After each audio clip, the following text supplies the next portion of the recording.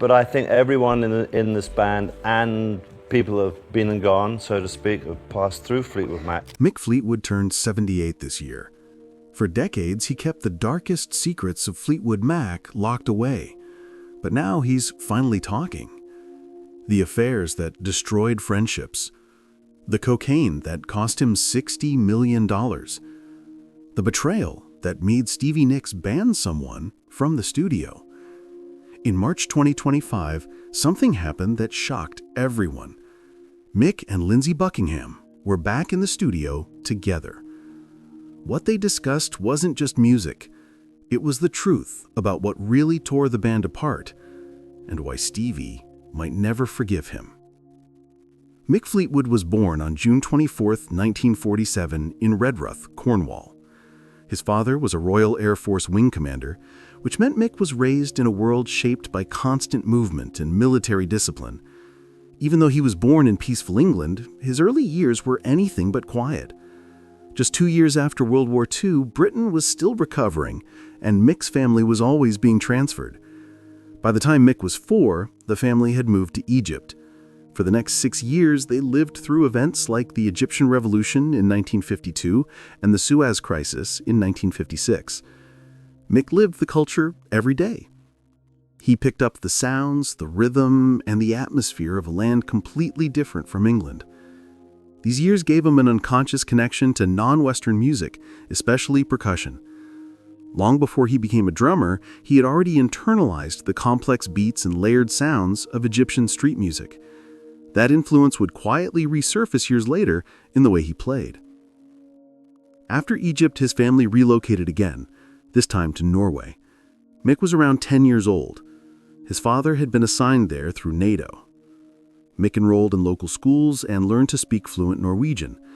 Though he later forgot the language, his full immersion shaped how he adapted to new environments. Norway's long winters and dramatic light patterns added something else to his view of the world. He began to understand mood and space in a different way. That understanding later came through in his music, especially in how he created atmosphere with rhythm. The isolation of Norway also made him more self-reliant and gave him a comfort with silence that most kids never learn. School, however, was a struggle. Mick had severe dyslexia, and it left him frustrated and misunderstood.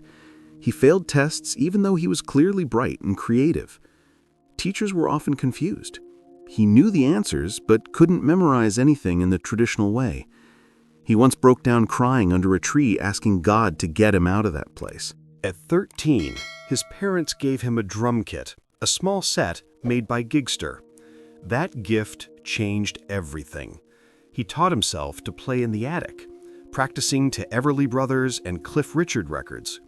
With no formal training, Mick developed a natural, instinctive approach. What started as therapy became a calling. Creativity ran through his family.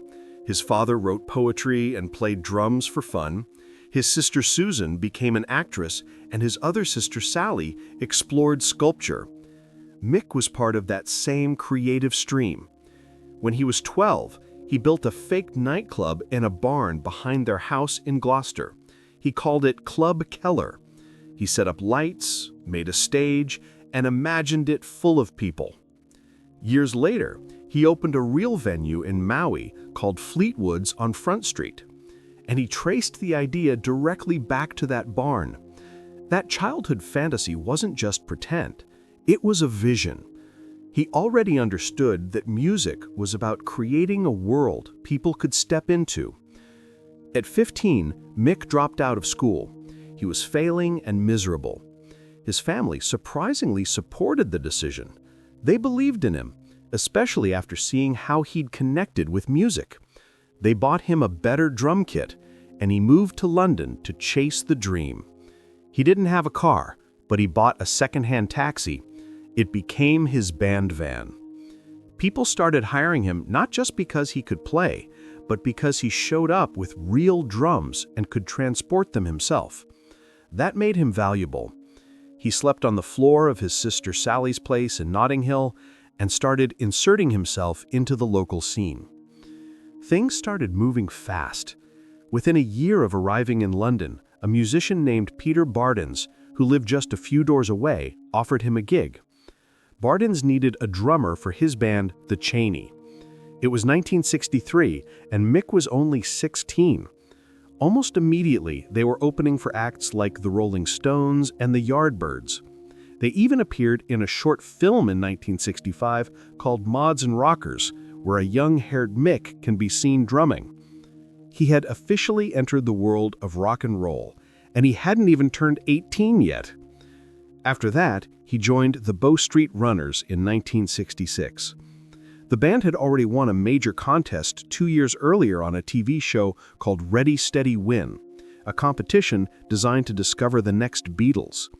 They had scored a recording contract and $1,000 in prize money. Their single, I'm a Bow Street Runner, had sold over 20,000 copies. When Mick joined, they were still riding that success, but bad luck struck when they released a promising follow-up single that was expected to climb the charts. A worker strike at the record pressing plant meant only a small number of copies were made. The song stalled, and the momentum faded. For Mick, though, it was another step forward. Then came the turning point. In April 1967, he got a chance to audition for John Mayall and the Blues Breakers. The band was the heart of Britain's blues scene, and it was a huge opportunity. Mick was terrified during the audition, but he landed the job. He was now playing with top-tier musicians, including bassist John McVie. The two became close, but the good times didn't last. Mick's drinking got out of control, and he was eventually fired for showing up drunk to gigs. Still, the experience gave him something no school ever could. Mayall's band was like a blues university. Mick was learning from the greats, absorbing everything from John Lee Hooker to Muddy Waters. He was becoming more than just a drummer. He was becoming a bluesman.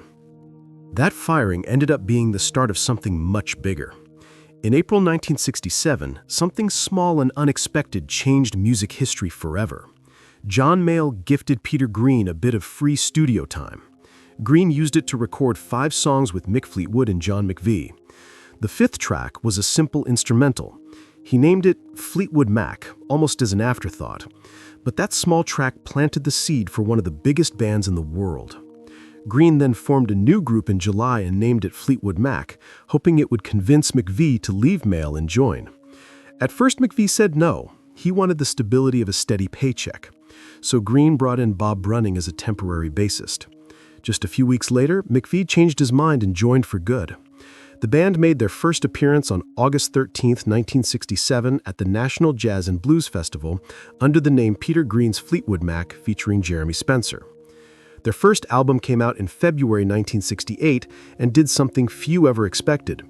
Without a single hit song, the record still reached number 4 on the UK charts and stayed there for 37 weeks. It sold over 1 million copies in the UK, even though it never received official certification. It didn't rely on radio play or media hype. It grew through word of mouth and the band's raw live shows. The album blended blues covers with original tracks, including Long Grey Mare and Shake Your Moneymaker. In the US, the album barely made a dent, peaking at number 198 on the Billboard chart. The early sessions began in September 1967 with Brunning, but by November, McVie had joined and completed the album. Its quiet success proved that real talent could still rise without flashy marketing. By the end of 1968, 2 new faces changed everything. First came 18-year-old Danny Kirwan. Green had seen him play in a boiler room with his band, Boiler House. Green was so impressed he offered them a support slot. But when the others refused to go pro, Green placed an ad for a new guitarist. Over 300 applied, but no one matched Kirwan. Green simply invited him to join as their 3rd guitarist. Then came Christine Perfect. She had just been voted Best Female Vocalist by Melody Maker readers and was still in Chicken Shack. She played keyboards on the band's 2nd album as a guest. Later that year, Fleetwood Mac released Albatross.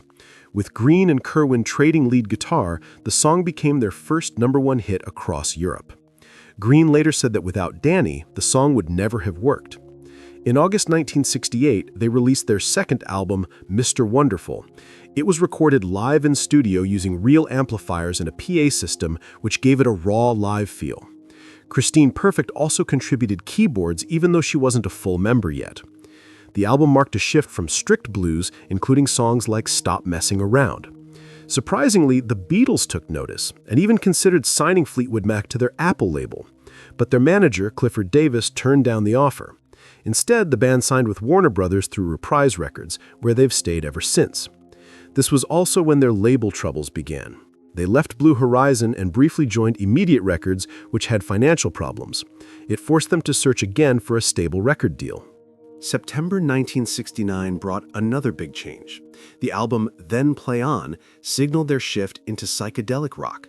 It was a bold step away from blues, and it worked. The album reached number 4 in the UK with its lead track, Oh Well, climbing to number 2. Danny Sirwin's contribution stood alongside Peter Green's, creating a new sound. Around the same time, the band flew to Chicago to record at Chess Records with blues legends like Willie Dixon, Buddy Guy, and Otis Spann. The mix of blues and psychedelia gave the album an edge that helped define their new direction. Rattlesnake Shake, written by Green, stood out. The album proved they weren't stuck in one genre and could evolve into something much bigger. But then came disaster. In March 1970, Peter Green went to a party in Munich while the band was touring Europe. The party was held at a commune rumored to be part of a cult.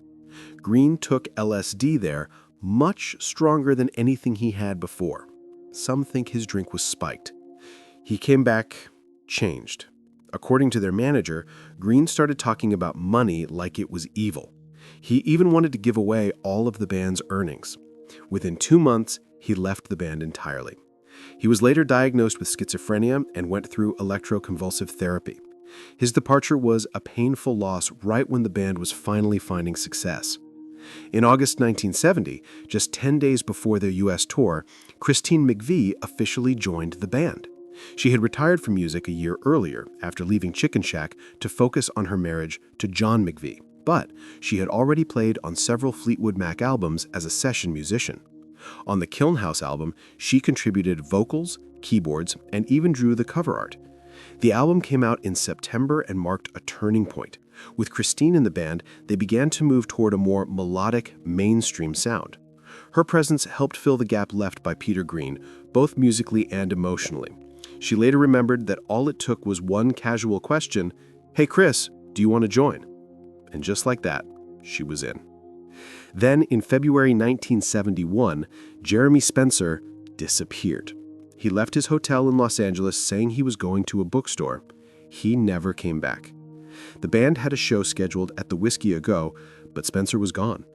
After 5 days of searching, the FBI finally found him. He had joined a religious group called the Children of God. When the band saw him again, his head was shaved and he had a new name. Mick Fleetwood described him as a zombie who kept mumbling, "Jesus loves you." Spencer said he had been feeling lost, and a street musician invited him to their center. The cult was later labeled as one of the most abusive in American history. Bob Welch was brought in to replace him. Despite losing 2 founding members, Fleetwood Mac kept moving. In September 1971, they released Future Games, their 5th album. It sounded completely different. The blues was gone. Instead, they embraced melodic rock and vocal harmonies. This new direction didn't chart in the UK, but found an audience in America. The single Dragonfly introduced their evolving sound. By the end of the year, CBS released their first greatest hits album in Europe.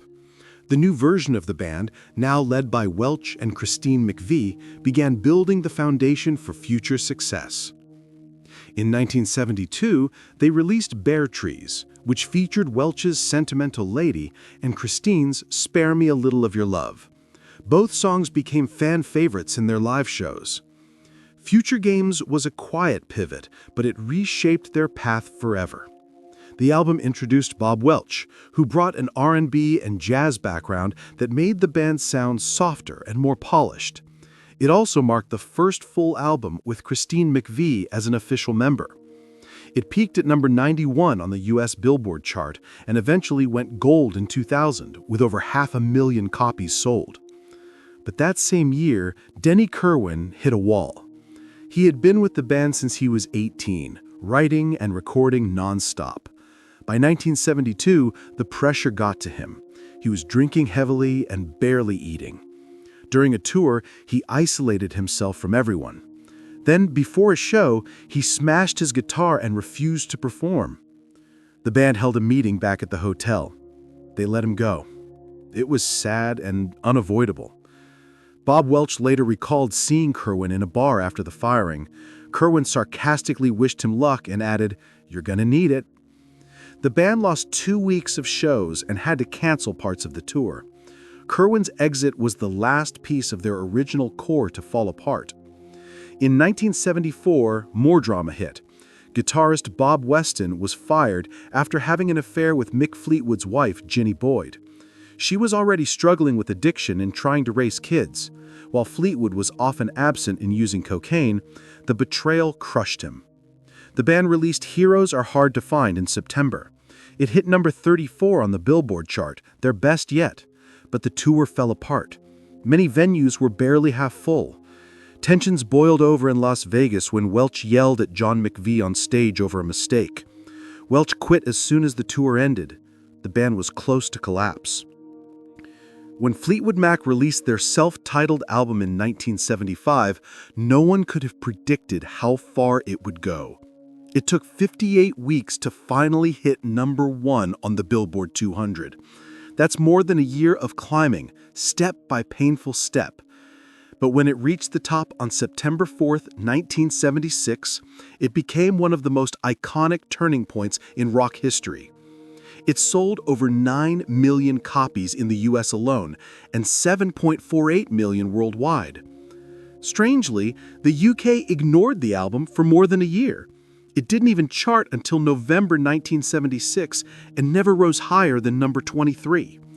But that slow burn laid the foundation for everything that followed. And what followed wasn't smooth. When they started recording Rumors in 1976, the band was already falling apart. Cocaine use was constant.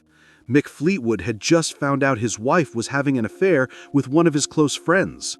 Christine and John McVie were going through a divorce after being married for 8 years. Stevie Nicks and Lindsey Buckingham had just broken up and were still forced to work together, leading to daily shouting matches that only paused when the red recording light came on. By the end of that year, Fleetwood and Nicks had started their own affair. Christine began dating the band's lighting director right in front of her ex-husband. The studio felt like a war zone. Still, through all of that tension, the music never stopped. Go Your Own Way became Buckingham's not-so-subtle message to Nicks. Don't Stop was Christine's way of moving forward. Nobody was speaking off mic, but on tape they poured out everything they felt. In the end, Rumors exploded. The album sold more than 10 million copies in its first month after release in early 1977.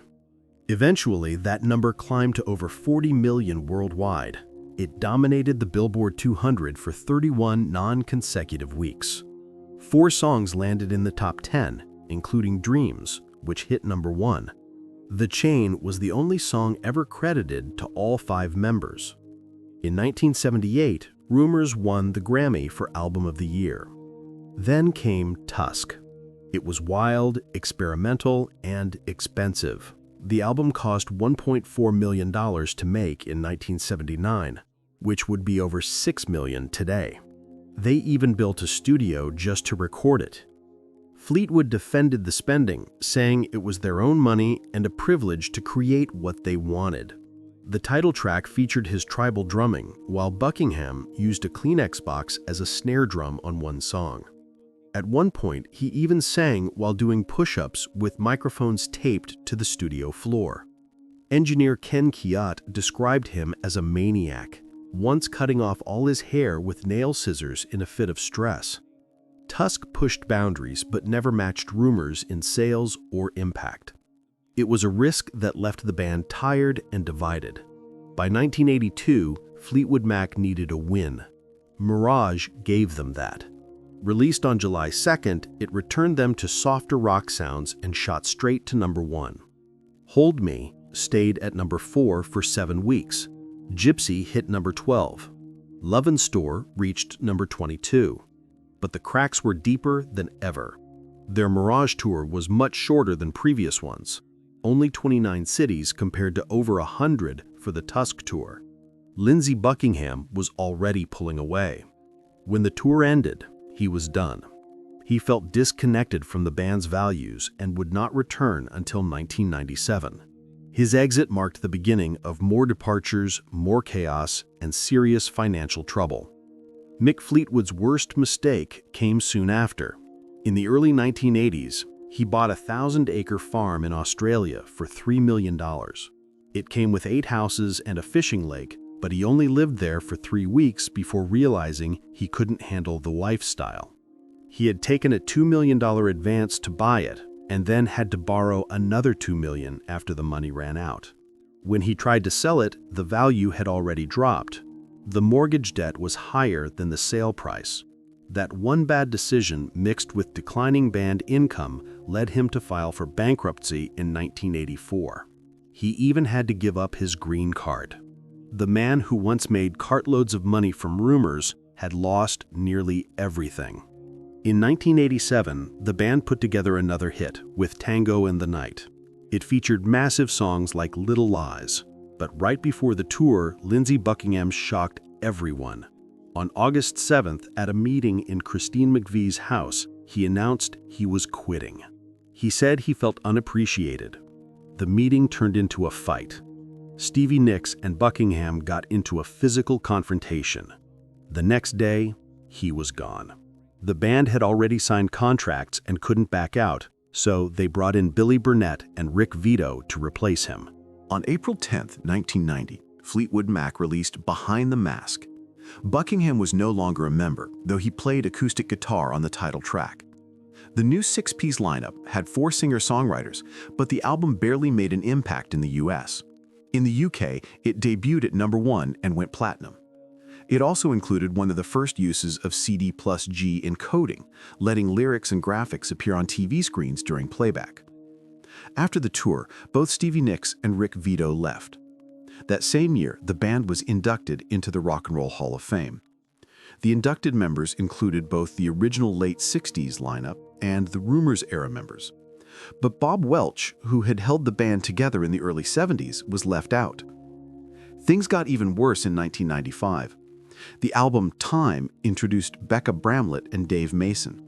Stevie Nicks was absent, and it ended up being Christine McVie's final album as a full member. Released on October 9th, it peaked at number 47 in the UK and didn't even chart in the US. By 1996, it had only sold 32,000 copies. Behind the scenes, it was a mess. Bramlett clashed with Mason constantly. She got angry at him for smoking cigars on the tour bus and sharing inappropriate stories about his personal life. Mick Fleetwood later said that putting that lineup together was one of his biggest regrets. Within a year, it all collapsed. He fired Bramlett via fax after another bus fight. Then, in 1997, came a spark of hope. On May 23rd, the band reunited for an MTV special.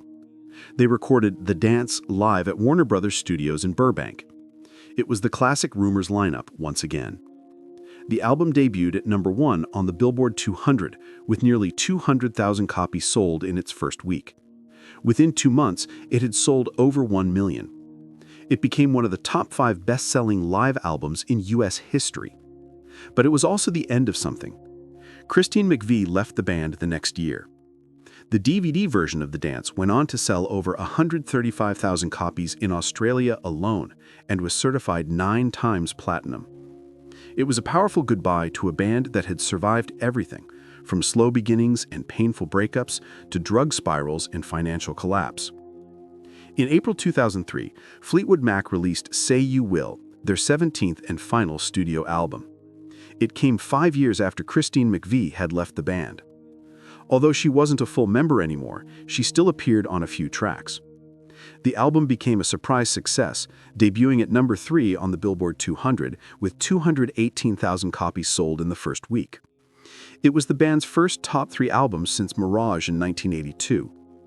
By July, it had already gone gold in the US, with 500,000 copies shipped. In the UK, it reached #6 and sold over 100,000 copies. Lindsey Buckingham and Stevie Nicks handled most of the keyboards and worked together in the studio for the first time in 15 years. The single Peacekeeper made it onto the Hot 100, while the title track climbed to number 17 on the Adult Contemporary chart. After this chapter of success, Mick Fleetwood returned to his musical roots. In 2008, he formed the Mick Fleetwood Blues Band with guitarist Rick Vito. Their 2009 album, Blue Again, earned a Grammy nomination for Best Traditional Blues Album. It was a full-circle moment for Fleetwood, whose career began in the British blues scene long before the pop hits. Fleetwood had played with Peter Green, backing legends like John Mayall. This new project let him step away from polished pop rock and back into the raw blues he loved. Rick Vito's guitar blended perfectly with Fleetwood's steady rhythm, creating something both classic and fresh. In 2014, Fleetwood opened up about his past in a revealing memoir titled Play On. The most shocking admission was that he had lost nearly $60 million due to cocaine addiction. By 1984, he was bankrupt, drowning in $3.7 million of debt, more than 1.5 times his net worth. He couldn't work for 2 years and barely remembered that time. But as he recovered, he branched out. He launched a wine business called Mick Fleetwood Private Cellar that ran for over 14 years. His wines sold in the millions and earned over 10 international awards. At the same time, he explored photography, showcasing hand-painted works in exhibitions across cities like Toronto and Atlanta. In 2012, he opened Fleetwood's on Front Street, a restaurant in Maui. This was a dream he had held on to since childhood, back when he used to host pretend clubs in his family's barn. The restaurant was a hit. It won top awards including Best New Restaurant and Best Overall Chili at the Maui County Fair in 2013. But in August 2023, disaster struck. Wildfires destroyed Lahaina and wiped out the restaurant. Fleetwood was in Los Angeles when it happened, but flew to Maui immediately with supplies. Many of his staff had lost their homes. The Lahaina fire became the deadliest U.S. wildfire in more than 100 years, surpassing even California's 2018 Camp Fire. In 2024, Fleetwood worked on a deeply personal project with ukulele master Jake Shimabukuro. Their album Blues Experience honored Christine McVie, who had died in 2022. The emotional highlight of the album was a tribute to McVie's song Songbird, recorded in 2 different versions. Fleetwood adjusted his drumming to match the soft tones of Shimabukuro's ukulele, creating something gentle and powerful. They also revisited older blues classics like Need Your Love So Bad, a nod to the band's earliest days. Critics said the Songbird tribute felt haunting and sincere. It was clear that Fleetwood wanted to keep McVie's legacy alive in every note. Fleetwood's personal life was often as chaotic as the band's music. He married Jenny Boyd in 1970. Their marriage collapsed in 1973 when he discovered she was having an affair with Bob Weston, a guitarist in the band. Fleetwood fired Weston and canceled the rest of the tour after their final show in Lincoln, Nebraska. He and Jenny remarried in 1977, but only to help their daughters Amy and Lucy immigrate to the U.S. That second attempt ended in divorce again by 1978. Later that same year, Fleetwood started an affair with Stevie Nicks during their tour in Australia. It was wild, messy, and fueled by drugs and alcohol. Nicks later said it never would have happened if they weren't so intoxicated. She was with Don Henley at the time, while Fleetwood was still legally tied to Boyd. Fleetwood described it as chaotic and longer than either of them could clearly remember. Nicks called it doomed. It hurt many people and it went nowhere. But somehow, their friendship and working relationship survived. As that chapter ended, a new scandal began. While still involved with Nicks, Fleetwood moved in with Sarah Recker, one of Nicks's closest friends. Recker was married at the time, and the betrayal devastated Nicks. Sarah was even banned from the studio by the band. Eventually, Fleetwood married Recker in 1988 in a high-profile wedding attended by Bob Dylan, George Harrison, and Stevie Nicks herself, who wore a white dress to the event. That marriage lasted 7 years before ending in 1995, but the emotional damage never fully healed. That same year, Fleetwood married Lynn Frankel. It would be his longest relationship, lasting nearly 2 decades. In 2002, they had twin daughters, Ruby and Tessa. Fleetwood was 55 at the time, but by 2013, they were separating. He asked for joint legal custody, though he wanted Frankel to have primary physical custody. Around then, he moved his 95-year-old mother into his home, saying he felt lucky to have her in his life. Their divorce was finalized in November 2015. By then, the twins were just 13. Fleetwood had also become a U.S. citizen in 2006 and split his time between homes in Maui and Los Angeles. Now in his late 70s, Fleetwood has slowed down. He spends time with family and often shares quiet moments with his granddaughter from his Maui home. He still hopes to see old band wounds healed. Christine McVie's death in 2022 made a full Fleetwood Mac reunion unlikely, but he hasn't given up on reconciliation between Stevie Nicks and Lindsey Buckingham. In March 2025, something unexpected happened. Buckingham joined Fleetwood in the studio for the first time since he was fired in 2018. He contributed to Fleetwood's upcoming solo album, produced by Carl Falk. Falk described the moment as surreal and said Buckingham seemed genuinely happy for Fleetwood.